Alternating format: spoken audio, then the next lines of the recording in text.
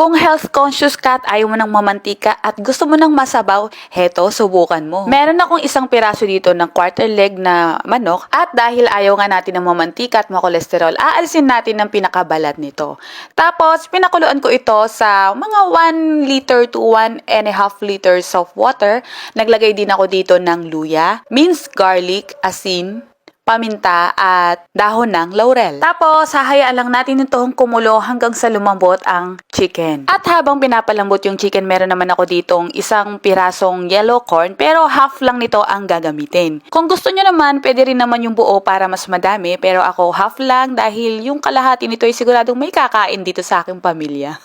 Nag-prepare din ako dito ng maliit lang na carrot at ng celery. Itong celery pwede rin naman kung hindi kayo kumakain ito, okay lang kung wala pero masarap din kasi siya ng meron. At syempre dahon ng sibuyas ay i-chop. At syempre gagamit din tayo dito ng isang malaking itlog.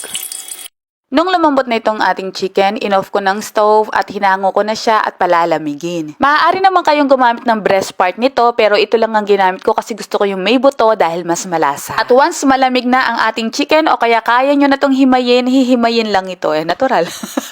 Tanggalin na natin itong buto at itong ating nahimay na chicken ay ibabalik natin dito sa kanyang sabaw. Niligay ko na rin dito ang corn kernels, carrot, asin, paminta, konting toyo.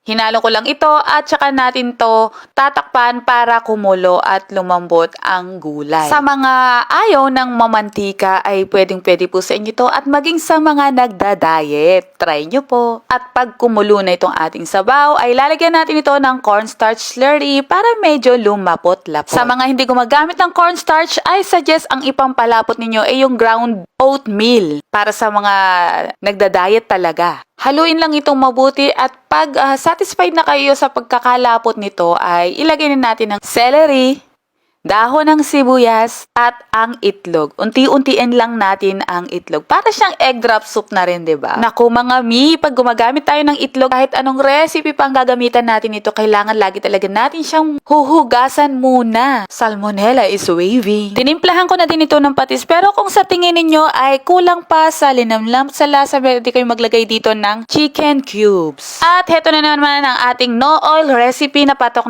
sa ating mga senior citizen, pati sa ating mga toddler. At pwede rin sa ating mga buntis, maglagay lang kayo dito ng malunggay. Eto, naglagay ako dito ng malunggay powder, ang aking DIY malunggay powder. Mga mi, gusto nyo bang i-share ko sa inyo kung paano ko ginawa itong aking DIY malunggay powder? Comment mo naman yan.